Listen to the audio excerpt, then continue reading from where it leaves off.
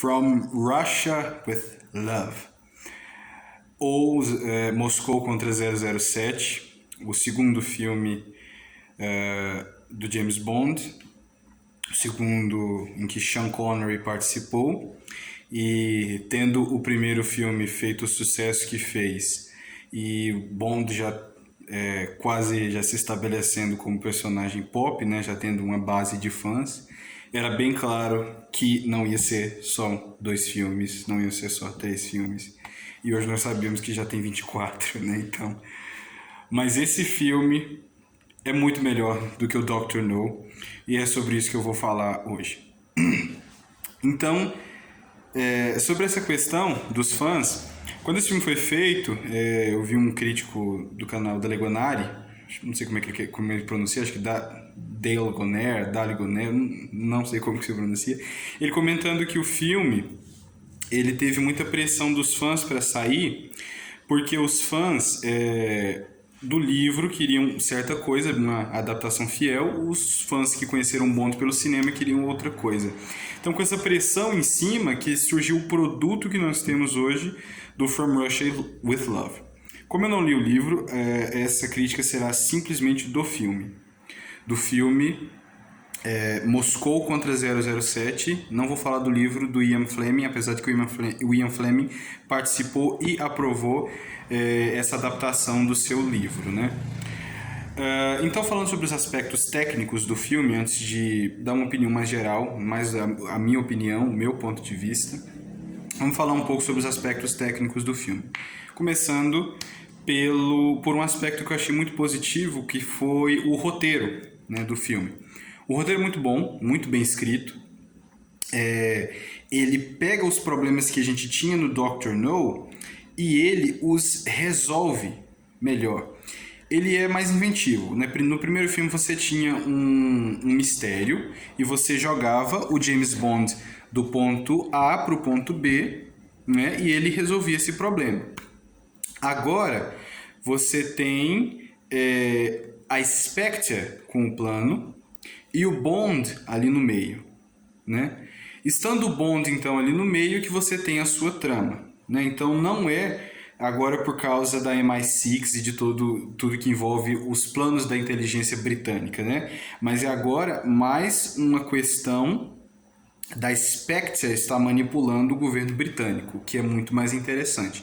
No roteiro você tem toda uma construção no início da Spectre, né? Então você tem aquela construção da vingança da Spectre, que é muito legal. Você tem a introdução... Bom, aliás, eu não acho aquela cena introdutória muito necessária. Eu acho que ela é muito expositiva, ela não é filmada de maneira sutil, mas ela serve bem para apresentar o nosso vilão da vez, né? O nosso henchman, né?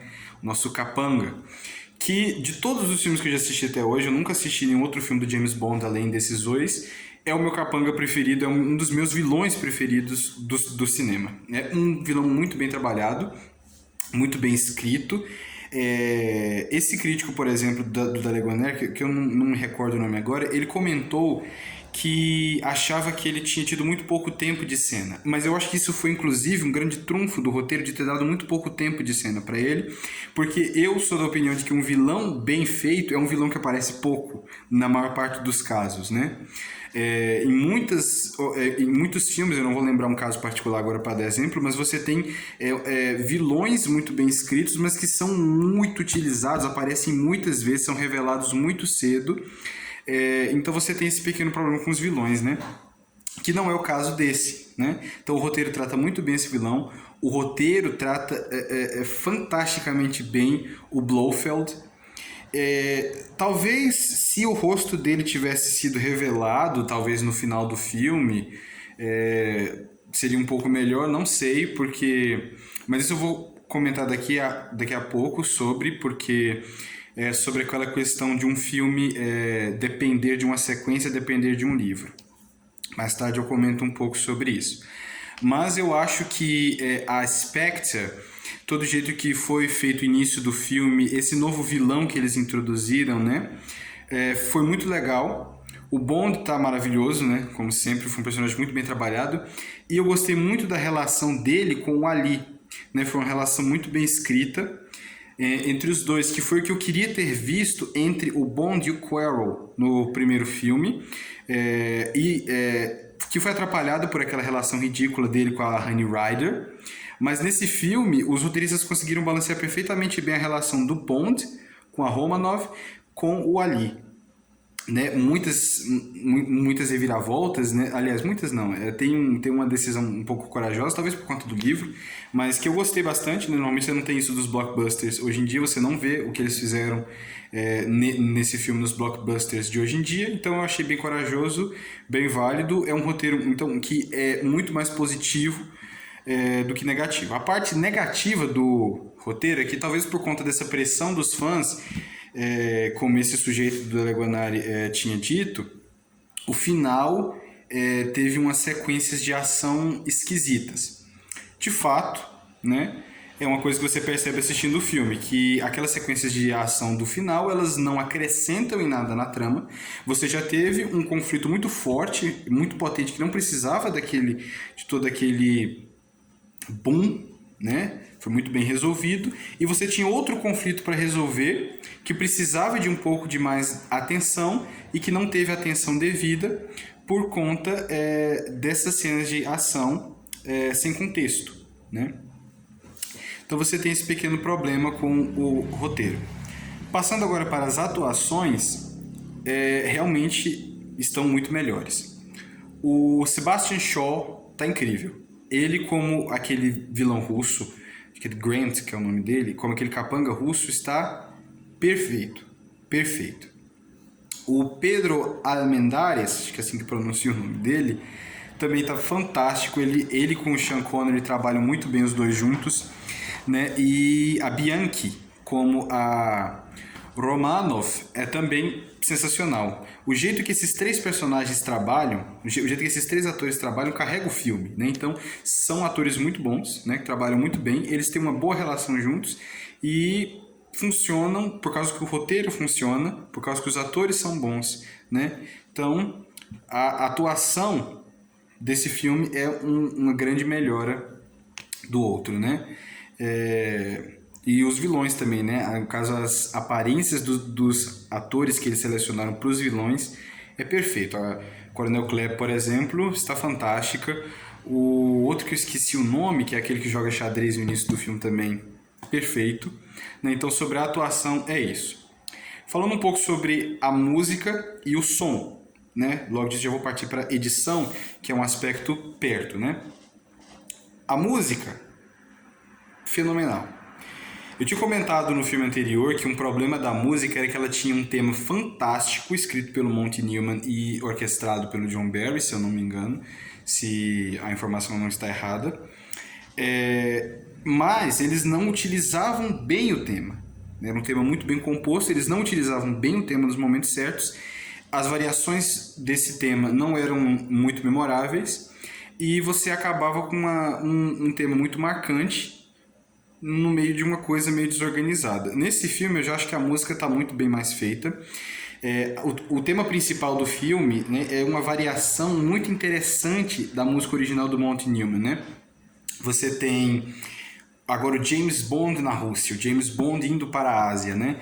E aí você pega aquele tema musical do Monty Newman, né, aquele clássico que define o James Bond, que define a espionagem, aquele jazz maravilhoso, e você joga ali no meio uma coisa meio asiática, você tá entendendo? Que fica uma coisa sensacional, fica uma coisa muito bem feita, que realmente, tal como o primeiro tema molda o que você vê sobre o James Bond, esse segundo tema também molda a ideia do James Bond indo para a Ásia, indo para a Rússia, enfrentando a Rússia, né?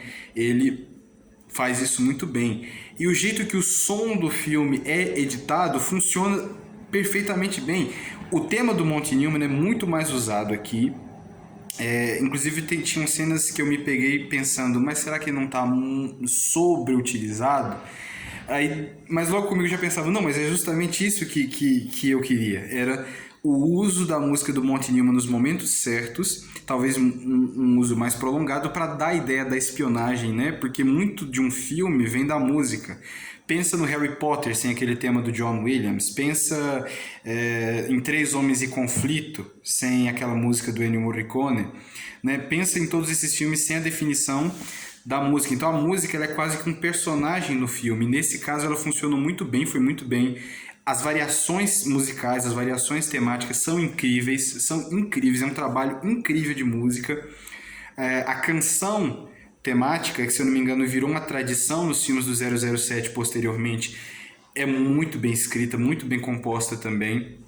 Eu não prestei muita atenção na letra, mas assim, melodicamente falando, é muito bonita, né? Então, você tem esses pontos positivos a respeito da música e do som, que eu tinha reclamado que era um ponto negativo no filme anterior. Nesse filme está fantástico. Muito disso também por causa do orçamento, né? Que já é uma coisa que já vai implicar na cinematografia, que eu vou falar um pouquinho mais pra frente, mas agora vamos falar da edição. Eu acho que a edição desse filme é fenomenal. Eu acho que os cortes das cenas são cirúrgicos e que eu acho que ela meio que dá um brilho, um brilho maior, um brilho mais belo para a cinematografia e para a direção de arte desse filme, né? A cinematografia, inclusive, que continua sendo feita pelo Ted Moore, que agora está muito mais estilizada por conta da direção de arte, né, por conta do design de produção do filme. Então a cinematografia está muito mais elegante, ela continua colorida como no filme anterior, mas dessa vez ela está muito mais calculada. Parecia que o Ted Moore sabia exatamente o que ele queria mostrar na cena, ao invés do anterior, que eu tinha reclamado que tinha muita bagunça na cena, tinha muito móvel espalhado, então eram até planos bonitos, mas que você não conseguia manter bem o olho focado em determinada coisa. E aquela cena, a principal cena do confronto final do Bond, é um presente, cinematograficamente falando. É muito bem coreografada, é muito bem filmada, em questão em termos de cores, ela é linda, é fantástica. Aqui é um presente do cinema para os cinéfilos, né? E a direção de arte desse filme também está muito mais controlada. Se no outro filme você tinha que eles iam apostar no thriller e do meio pro filme pra frente ele virava uma ficção científica, na verdade eu até tinha esquecido de comentar isso na minha crítica anterior, mas eu não acho que isso funcionou muito bem. Eu acho que não casou tão bem, apesar de que foi um trunfo eles terem feito aquilo com o pouco orçamento que eles tinham, mas eu não acho que isso foi muito positivo pro filme, porque bagunça demais o visual. Nesse filme eu acho que as coisas casam muito bem. Apesar do James Bond, né, ser um personagem muito sci-fi, né, com aqueles gadgets dele como se ele fosse o Batman, só que um Batman muito mais plausível, que é um agente britânico, né?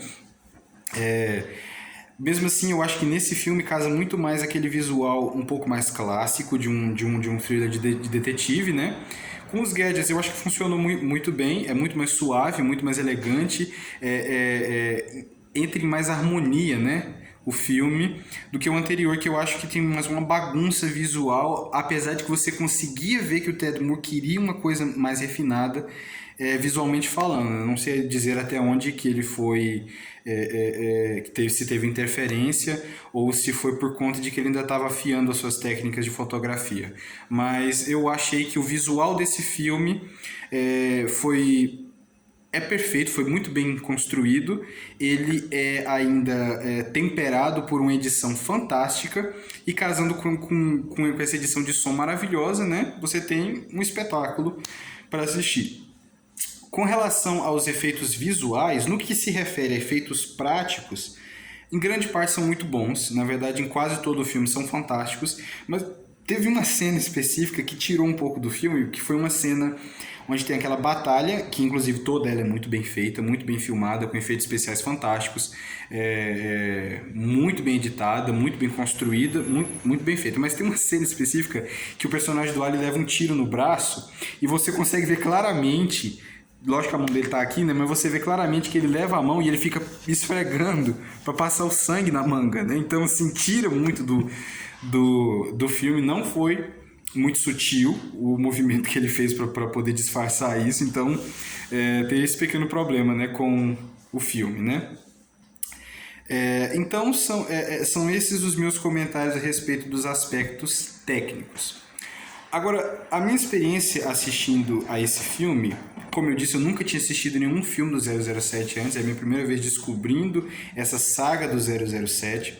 A minha experiência foi muito agradável, porque o 007, eu já tinha gostado do Dr. No por causa de muitas nuances que ele tinha bastante legais. Esse filme pegou essas nuances e tornou o ponto positivo principal do filme. O que era ruim, que era muito ruim no Dr. No, ele deu um jeito de melhorar um pouco, ou então de excluir. Então, assim, foi um filme que pegou todas essas nuances que tinham sido definidas no Dr. No, melhorou e pegou alguns pontos e tornou, assim, uma tradição dali para frente. Por exemplo, o sujeito, como o próprio crítico lá desse canal da Legonari tinha evidenciado, o sujeito que demonstra para o Bond, antes de começar toda a trama, os gadgets que ele vai utilizar, né? Isso é fantástico, né? Então, assim, essas pequenas tradições, né, que vão dando essas rimas entre os filmes, né? Então você tem uma coisa bastante legal, né? Uma tradição para se seguir na saga, né? Então, esse filme From Russia with Love, que inclusive eu me recuso a chamar de Moscou contra 007, porque é um título ridículo, assim, tudo bem. Da Rússia com amor talvez não funciona muito bem no português, mas a melhor coisa que eles podiam vincular era Moscou contra 007. Bem ruim, não é? Então, mas assim, tem outros filmes com títulos muito piores, né? Mas assim, o filme funciona muito bem, por conta disso ele é uma melhora do Dr. No, e ele, por si só, ele é muito bom. Eu tinha dito que eu ia comentar sobre um ponto quando eu estava falando do roteiro, porque dizia a respeito de o filme depender de uma sequência. Então agora eu vou elucidar o que eu queria dizer com isso. Esse filme, como ele foi feito com essa pressão dos fãs e porque daria dinheiro, logicamente, né? O primeiro filme fez muito sucesso, o livro tinha feito sucesso, então era óbvio que ia vir em sequência. O Sean Connery já tinha assinado o contrato para participar em mais filmes. Então, como era evidente que ia vir em sequência, esse filme, você vê claramente, ele foi feito para ter sequência. Isso é um problema? Não. Eu só acho que quando você cria coisas em um filme que são muito legais, por exemplo, o Blofeld, o Mistério do Blofeld, você deixar para resolver num segundo filme do jeito que foi feito nesse, né? É bem estranho. A não ser que o filme seja um daqueles clássicos que foi dividido em duas partes. Por exemplo, Harry Potter, né? Mas, nesse caso, esse mistério do Blofeld ser deixado para mais tarde, eles podiam ter pelo menos mostrado o rosto dele, né, nesse filme, numa cena final. Né? Não deixado, e inclusive avisam nos créditos finais que o James Bond vai voltar no Goldfinger, né? Que muitos consideram como o melhor filme da franquia. Mas assim, isso é um problema do filme que me incomodou muito, inclusive, porque são conflitos legais, né? O Blofeld, todo aquele mistério, é muito legal, né? Eu até, inclusive, estava cogitando que eles não iam nem resolver qual daqueles três chefões lá iam, sei lá, os conflitos que eles iam ter com o Bond. Eu achei que eles fossem até deixar isso para um próximo filme, porque eu ficava observando e o tempo para acabar o filme só encurtando e não resolvia nada. Então, assim, por conta disso, eu acredito que o clímax do filme foi muito prejudicado por causa daquela decisão do roteiro de colocar aquelas cenas de ação que são um primor dos efeitos especiais, mas que, narrativamente falando, são horrorosas. E esse negócio de você deixar a coisa para uma sequência. Como eu disse, eu sou da opinião que um filme funciona por si mesmo. Um filme tem que funcionar por si mesmo. Ele não deve depender, o livro é bom, o filme anterior é bom, o filme que vai suceder vai ser incrível. Não, um filme, ele tem que, o que ele começa ali, ele tem que ser uma coisa redonda nele mesmo, né? Apesar de que, claro, se você vai construir uma franquia, lógico, você pode deixar pontas soltas para resolver. Mas eu não acho que do jeito que foi resolvido aqui foi muito legal. Então é isso que eu penso sobre From Russia with Love.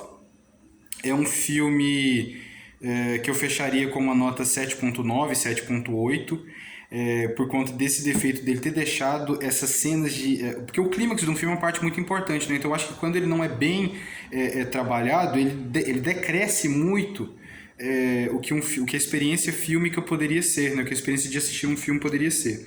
Como eu acho que o clímax desse filme não é tão bom, como eu acho que tem esse problema dele deixar muitas pontas soltas para resolver no outro filme, sem que isso seja feito de forma bem pensada, bem trabalhada e bem sutil. Lógico, uma coisa que diminui essa culpa é essa pressão dos fãs por uma adaptação fiel, ou então por uma coisa mais cinematográfica, etc. Mas de qualquer forma é uma falha que o filme tem. Então essas duas coisas tiram um pouco da experiência, portanto eu fecho esse filme com uma nota 7.9, 7.8. É esse o meu comentário a respeito de From Russia with Love.